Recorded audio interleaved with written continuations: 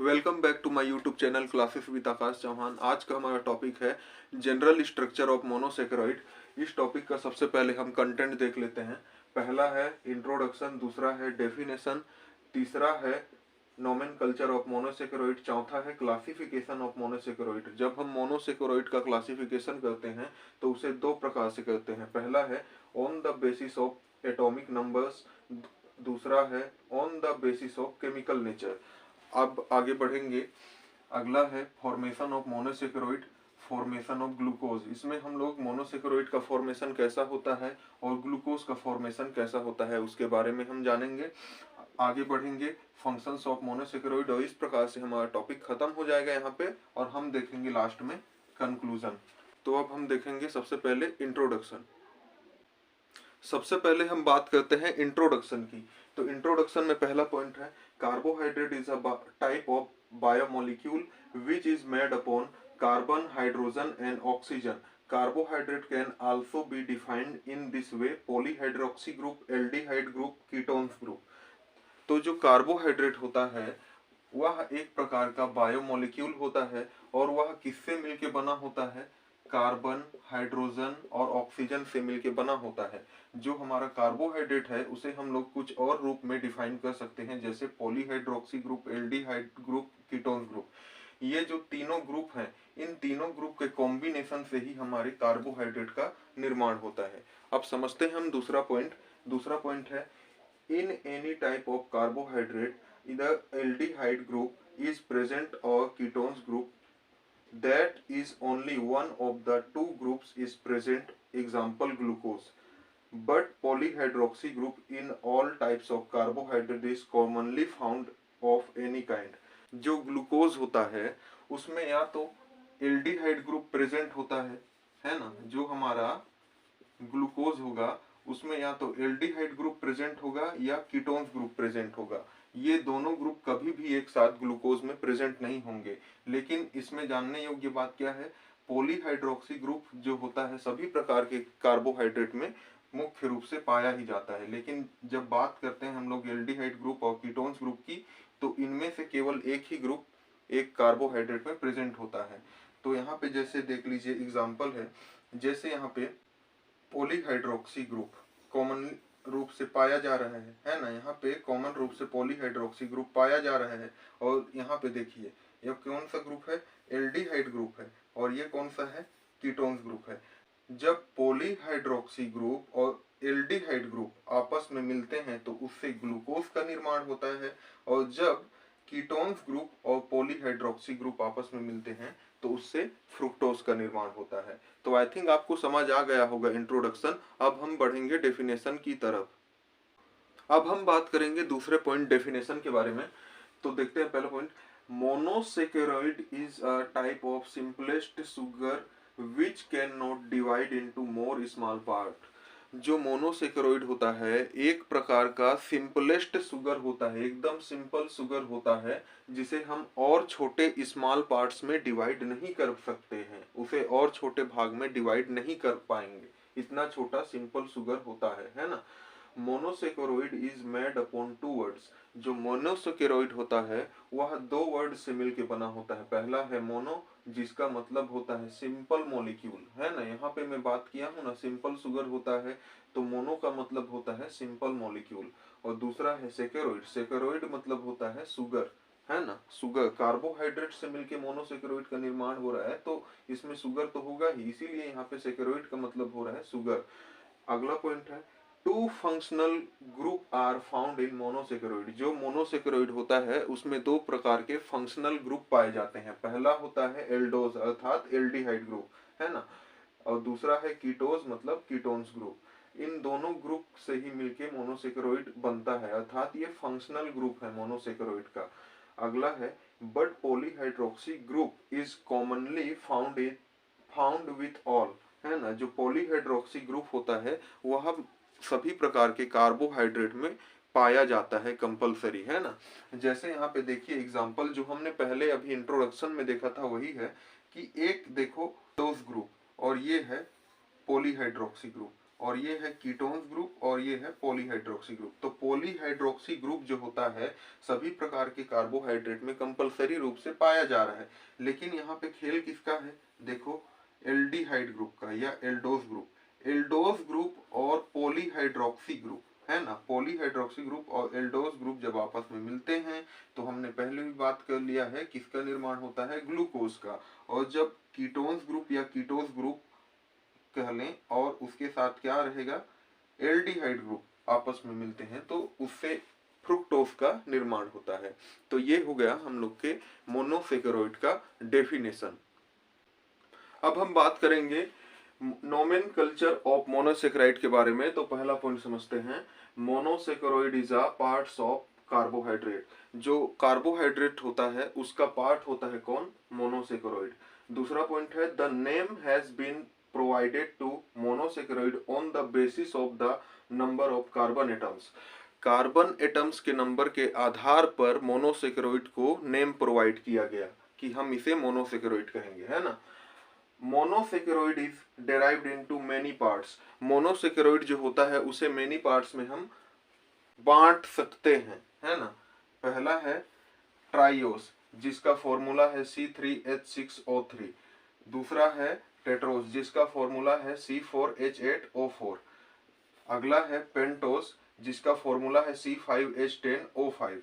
अगला है हेक्सोस जिसका फॉर्मूला है C6H12O6। अगला हेप्टोस जिसका फॉर्मूला है C7H14O7, है ना। अगर हम इस पांचों का रेटियो देखें तो इस प्रकार से इसका रेटियो निकल रहा है ना। अगला पॉइंट है pentose and hexose sugar are imported for biological activities. जो बायोलॉजिकल एक्टिविटीज होती है उनके लिए इंपॉर्टेंट शुगर कौन कौन सा होता है, पेंटोस और हेक्सोस वेरी इंपॉर्टेंट शुगर होता है बायोलॉजिकल एक्टिविटीज के लिए। अगला है एल्डिहाइड ग्रुप, अर्थात एल्डिहाइड ग्रुप और पॉलीहाइड्रोक्सी ग्रुप अगर एक साथ मिल रहे हैं तो उससे एल्डोस शुगर का निर्माण होगा, ग्लिसरॉल्डिहाइड का निर्माण होगा, आगे देखेंगे एरिथ्रोस का निर्माण होगा, ग्लूकोज का निर्माण होगा। और अगर हम बात करें कीटोन्स ग्रुप और पॉलीहाइड्रोक्सी ग्रुप अगर एक साथ मिलते हैं तो उससे हम क्या कहेंगे, उससे बनने वाले तत्व को कीटोस शुगर कहेंगे, डाइहाइड्रोक्सी एसीटोन ग्रुप कहेंगे, राइबोस शुगर का उसी से निर्माण होगा, फ्रुक्टोज का निर्माण होगा। इस प्रकार से नोमेनकल्चर ऑफ मोनोसेकेरॉइड खत्म होता है। अब हम बात करेंगे क्लासिफिकेशन ऑफ मोनोसेकेरॉइड के बारे में। तो देखिए क्लासिफिकेशन ऑफ मोनोसेकेरॉइड, जब भी हम मोनोसेकेरॉइड का क्लासिफिकेशन करते हैं तो उसे दो बेसिस पे करते हैं। सबसे पहला है on the basis of carbon atoms number. तो सबसे पहले इसके बेस पे हम इसका क्लासिफिकेशन करेंगे मोनोसेकेरॉइड का।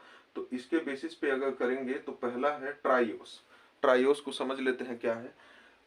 It is a smallest sugar, यह बहुत ही स्मॉल शुगर होता है, in which 3 carbon atoms are found, जिसमें 3 कार्बन एटम्स पाया जाता है ना।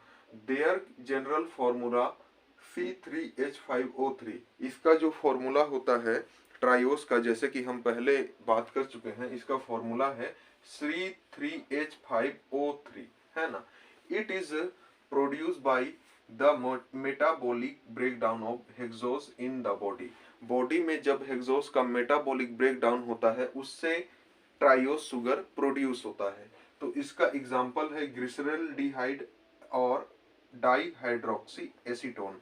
तो यहाँ पे देखिए ट्राइओस का स्ट्रक्चर, इसका जनरल फॉर्मूला हमें पता है C3H5O3 है। तो यहाँ पे देखिए कार्बन की संख्या, carbon number 1, carbon number 2, carbon number 3, 3 carbon हो गए। और कितने हाइड्रोजन है इसमें, 5 हाइड्रोजन है। तो यहाँ पे देखो hydrogen number 1, hydrogen 2, hydrogen 3, hydrogen 4 और ये हाइड्रोजन 5, 5 हाइड्रोजन है। उसी प्रकार से अगर हम लोग दूसरे एग्जाम्पल को देखें ग्लिसरॉल्डिहाइड का, तो यहाँ पे भी 3 कार्बन एटम्स हैं, कार्बन 1, कार्बन 2 और कार्बन 3। और हाइड्रोजन भी यहाँ पे 5 हैं, 1, 2, 3, 4 और ये 5। और उसी प्रकार से ऑक्सीजन भी यहाँ पे कितनी संख्या में प्रेजेंट होंगे, 3 की संख्या में। यहाँ पे 1 हो गया, यहाँ पे 2 हो गया और ये हो गया 3। उसी प्रकार से कीटोस में भी उसी प्रकार का स्ट्रक्चर पाया जाएगा। जैसे उसमें जनरल फॉर्मूला दिया गया होता है सभी कार्बन एटम्स का, जितने भी प्रकार के उसमें एटम्स पाए जाते हैं उसी प्रकार से उनका स्ट्रक्चर भी होता है। ठीक है, अब हम बात करेंगे टेट्रोस के बारे में। ठीक है, टेट्रोस हैज 4 कार्बन एटम्स। जो टेट्रोस होता है उसमें 4 कार्बन एटम्स पाया जाता है, 4 कार्बन से मिलकर बना होता है हमारा Tedros. It's general formula is C4H8O4। जो इसका जनरल फॉर्मूला होता है टेट्रोस का वो कैसा होता है, C4H8O4 होता है। और इसका एग्जाम्पल क्या है, एरिथ्रोस, है ना। तो यहाँ पे एरिथ्रोस का यहाँ पे क्या दिया है, एग्जाम्पल दिया है उसका स्ट्रक्चर के रूप में, है ना। तो यहाँ पे देखिए कार्बन को गिनते हैं सबसे पहले। तो कार्बन कितनी संख्या में होने चाहिए, 4। तो पहला कार्बन 1, दूसरा हो गया, ये तीसरा कार्बन हो गया और ये चौथा कार्बन हो गया। उसी प्रकार से हाइड्रोजन कितने होने चाहिए, यहाँ पे एरिथ्रोस के स्ट्रक्चर में 8 होने चाहिए। तो यहाँ पे देखो पहला हाइड्रोजन ये हो गया, दूसरा, तीसरा, चौथा और पांचवा, यहाँ पे 4 और 5 हो गया, ये 6, ये 6, ये 7 और ये 8 हो गया। इस प्रकार से यहाँ पे कार्बन 4 की संख्या में और हाइड्रोजन भी 8 की संख्या में प्रेजेंट है। अब बात करते हैं हम लोग ऑक्सीजन के बारे में। तो ऑक्सीजन यहाँ पे हो गया 2 हो गया, 2 ऑक्सीजन यहाँ पे है ना, कार्बन के साथ डबल बॉन्डिंग में है।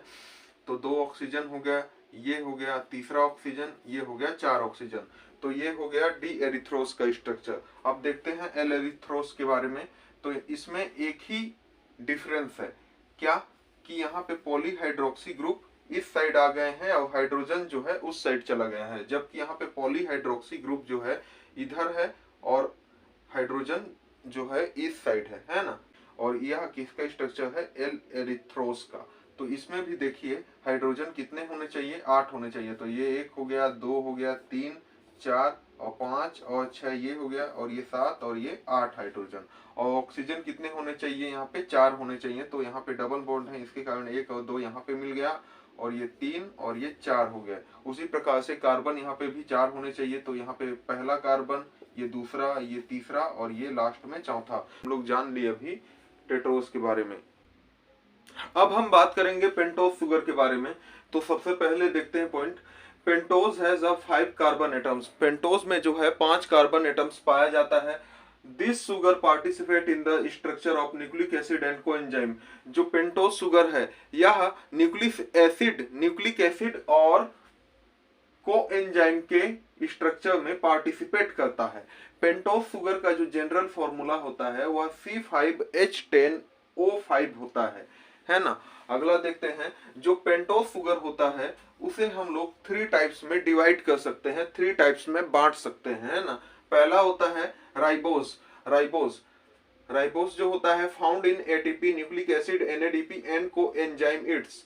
तो जो राइबोस शुगर होता है वह कहाँ पे पाया जाता है, एटीपी में पाया जाता है, न्यूक्लिक एसिड में पाया जाता है, NADP में पाया जाता है और कोएंजाइम आदि में पाया जाता है ना, वहां पे मिलता है।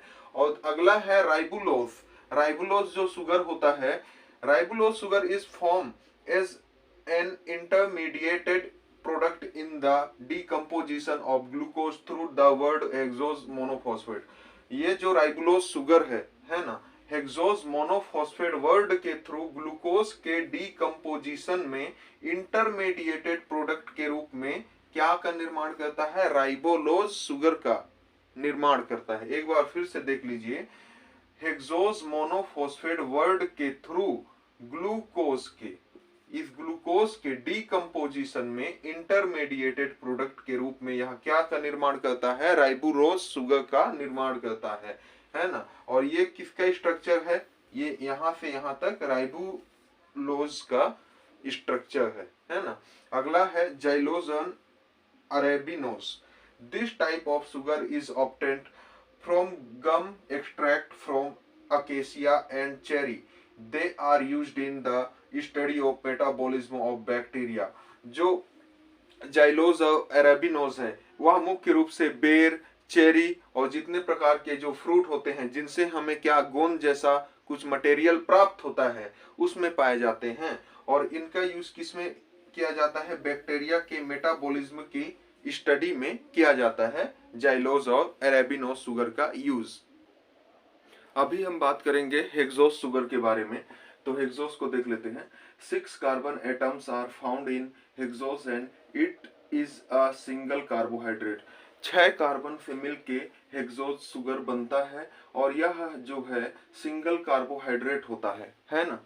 आगे है which is produce by the photosynthesis process. जो हेक्सोस शुगर होता है फोटोसिंथेसिस प्रोसेस के थ्रू प्रोड्यूस होता है ना। It is water soluble and sweet taste. जो ये हेक्सोस होता है वह वाटर सोल्यूबल होता है और साथ ही इसका जो टेस्ट होता है वह मीठा होता है, इसीलिए यहाँ पे स्वीट टेस्ट दिया गया है ना। इसका एग्जाम्पल है ग्लूकोज, फ्रुक्टोज, गैलेक्टोज। अब हम बारी बारी से ग्लूकोज के बारे में, फ्रुक्टोज के बारे में और गैलेक्टोज के बारे में अभी हम चर्चा करेंगे। तो सबसे पहले हम लोग देखेंगे ग्लूकोज। ग्लूकोज किसे कहते हैं, है ना। तो देखते हैं। Glucose is a simple sugar which is present in the form of fluid in the cells and body of animals. Glucose जो होता है एक प्रकार का सिंपल शुगर होता है जो एनिमल की बॉडी और सेल्स में एक फ्लूइड के रूप में पाया जाता है या प्रेजेंट होता है वहां पे। Glucose in the body by the hydrolysis of starch sugar, maltose and lactose. Lactose sugar, maltose sugar और स्टार्च शुगर के हाइड्रोलाइसिस के थ्रू ग्लूकोज का निर्माण होता है एक ह्यूमन बॉडी में, है ना। आगे है the carbohydrate consume by the animal is converted in the glucose through the liver. जब भी कोई एनिमल कार्बोहाइड्रेट को भोजन के रूप में या फूड के रूप में लेता है तो उसे लीवर के थ्रू ग्लूकोज में चेंज किया जाता है। लीवर एक ऐसा ऑर्गन है जो कार्बोहाइड्रेट को ग्लूकोज में चेंज करता है ना। आगे glucose is an important sugar present in the blood. Glucose जो होता है एक वेरी इंपॉर्टेंट शुगर होता है ब्लड में, which act as a fuel in the blood. Glucose एक इंपॉर्टेंट शुगर होता है ब्लड का और वह फ्यूल का कार्य करता है ब्लड में, है ना। कौन करता है फ्यूल का कार्य? ग्लूकोज करता है ना। आगे है the normal amount of glucose in the human blood. तो अगर हम लोग एक ह्यूमन के ब्लड में ग्लूकोज के नॉर्मल अमाउंट को देखें तो 100 ml ब्लड में 80 से 120 mg ग्लूकोज हमेशा प्रेजेंट ही होता है ना। तो जो हेक्सोस होता है उसका फॉर्मूला होता है C6H12O6 होता है ना। तो यहाँ पे देखो, तो उसी फॉर्मूले में हम लोग ग्लूकोज के स्ट्रक्चर को देखेंगे, है ना।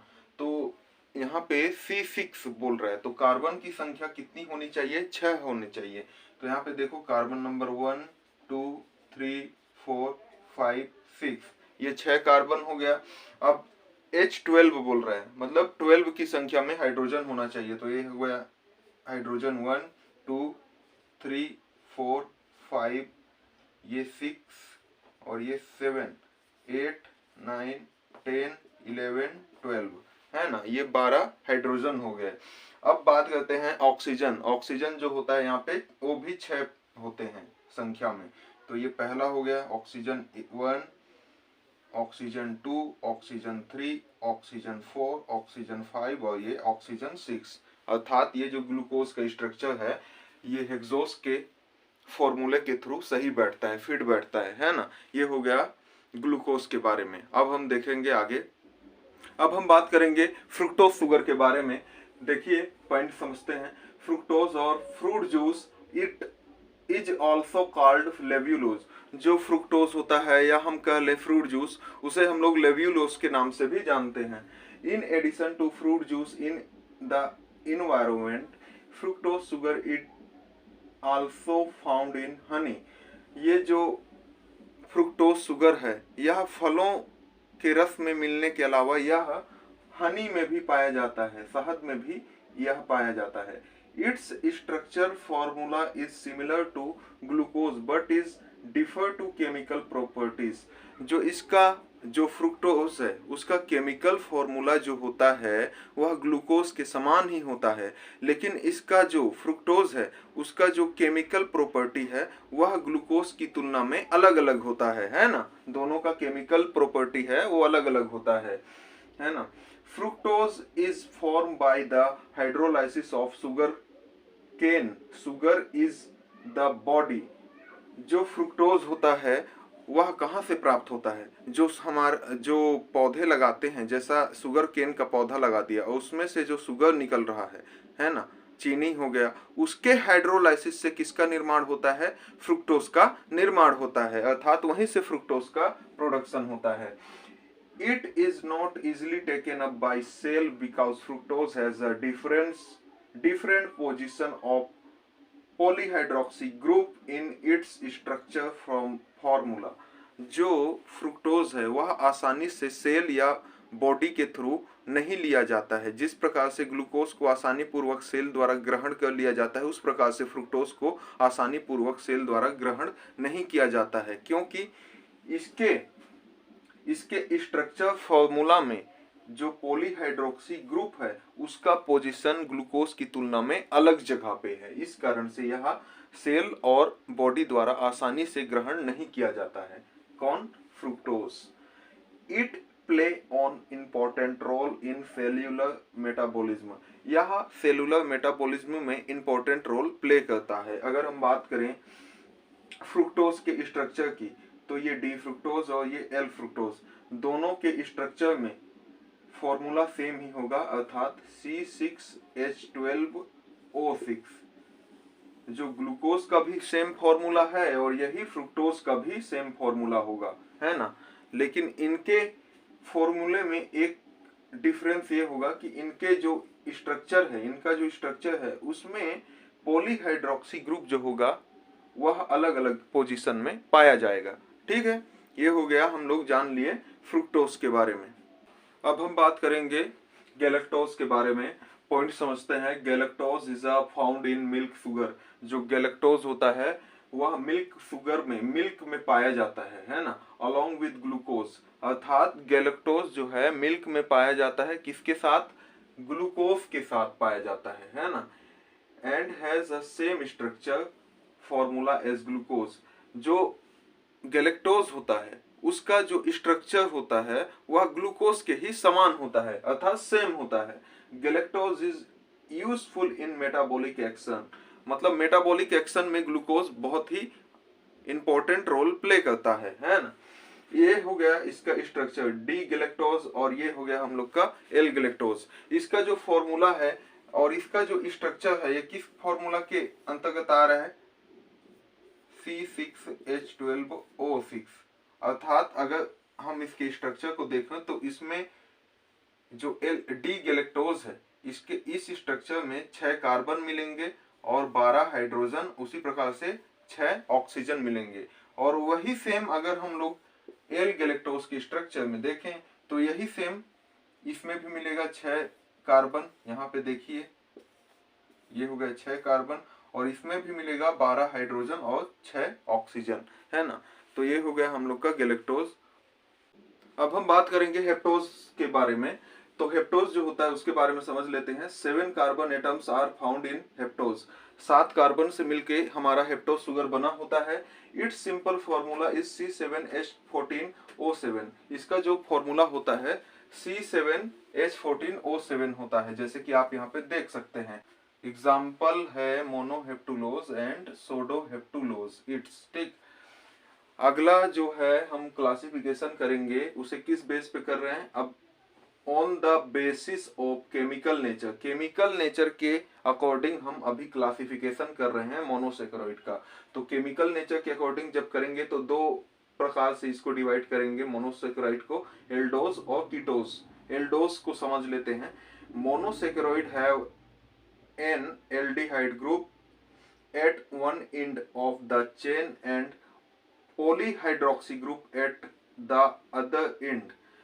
मोनोसेकेरॉइड के एक एंड में एल्डिहाइड ग्रुप प्रेजेंट होगा और सेकेंड एंड में पॉलीहाइड्रोक्सी ग्रुप होगा। और उसे ही हम लोग क्या कहते हैं, एल्डोस ग्रुप के नाम से जाना जाता है ना। जैसे कि यहाँ पे देखिए ये हो गया एल्डिहाइड ग्रुप एक किट पे, और ये हो गया पॉलीहाइड्रोक्सी ग्रुप।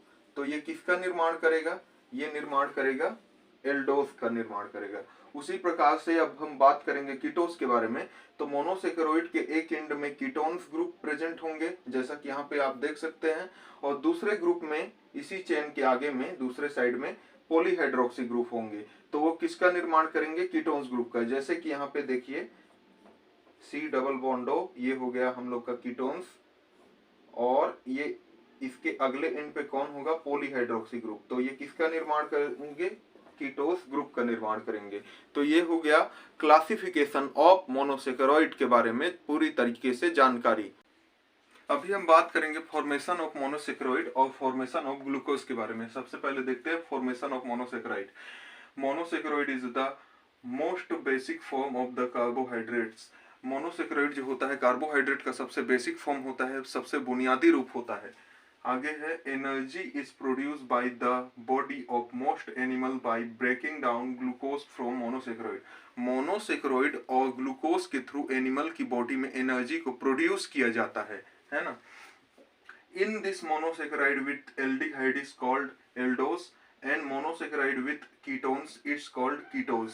अगर मोनोसेकेरॉइड के साथ एल्डिहाइड ग्रुप है तो उसे एल्डोस के नाम से जाना जाता है, और उसी प्रकार मोनोसेकेरॉइड के साथ यदि कीटोन्स ग्रुप है तो उसे कीटोस के नाम से जाना जाता है ना। ये हो गया इसका जनरल फॉर्मूला, है ना। किसका जनरल फॉर्मूला, मोनोसेकेरॉइड का जनरल फॉर्मूला।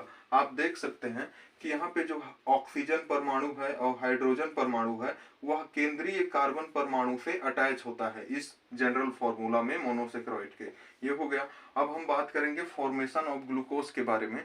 तो फॉर्मेशन कैसा होता है ग्लूकोज का, उसकी दो विधियां हैं, है ना। पहला हम लोग सुक्रोज से करेंगे और दूसरा स्टार्च के थ्रू ग्लूकोज का फॉर्मेशन करेंगे। सुक्रोज जो होता है एक प्रकार का डाइसैकेराइड होता है। सुक्रोज को जल और डाइल्यूट HCl की उपस्थिति में जब हम लोग जल अपघटन कराते हैं तो उससे समान मात्रा में ग्लूकोज और फ्रुक्टोज प्राप्त होता है। ग्लूकोज जो होता है एनिमल की बॉडी में पाया जाता है, उसकी बॉडी में प्रोड्यूस होता है, और जो फ्रुक्टोज होता है हमें फलों के रसों से प्राप्त होता है ना। अब बात करते हैं स्टार्च। तो स्टार्च जो होता है एक प्रकार का पॉलीसेकेराइड होता है, जिसको हम लोग डाइल्यूट HCl के थ्रू या उसकी उपस्थिति में तब तक गर्म करते हैं जब तक हमें सही मात्रा में ग्लूकोज प्राप्त नहीं होता है, और हमें लास्ट में क्या होता है, बहुत अधिक मात्रा में ग्लूकोज की प्राप्ति होती है। इस प्रकार से हम लोग ग्लूकोज का फॉर्मेशन समझ गए। और कितने टाइप से इसका फॉर्मेशन होता है, दो टाइप से, दो मेथड से ग्लूकोज का फॉर्मेशन होता है। अब हम बात करेंगे फंक्शंस ऑफ मोनोसेकेरॉइड के बारे में। अब हम बात करेंगे अगले पॉइंट फंक्शंस ऑफ मोनोसेकेरॉइड के बारे में। पहला है इसका function, glucose, fructose and galactose sugar are used in food from in all animals.